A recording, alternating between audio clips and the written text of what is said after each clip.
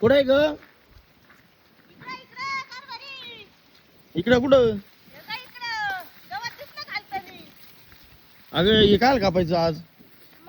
पाणी भरायला होतं ना. तुला म्हणलं होतं हे काप. कोणतं? हे स्मार्ट नाही पेर. त्याला पाणी भरायला होतं वल्लाय ते. बरं झालं का ग? मग हे पाणी किती फुटवा केलाय. दुसरी कापणी. अगं बेनेल ठेवायचं होतं ना आपल्याला. बेनाला ठेवायचं होतं पण आता बेना लावायला आपल्याला मका जागेवर लावायची. अजून मकाच निघली नाही. मकाच वावर मोकळं लय निवार होईन का तोवर? मग निबर व्हायचं जाऊ द्या. अजून मका काढायची. मकाचं वावर मोकळं व्हायचं. त्याला खत टाकायचं.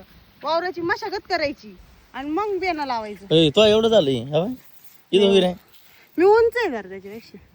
थोडी उंच आहे. मी अजून थोडं वाढलं असत मी दिसले नसते म्हणून मध्ये.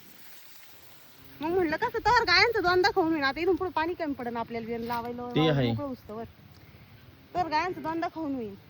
क्वालिटी भारी आहे ना. मग लय आवडीन खात्या बाई पण मारेल गवत असं आहे ना पण दाखण्याचं इळं आणावं लागेल. चांगलं लय जुनी हे झाली कापायला तरच देते. चांगलं खालून काप बर का.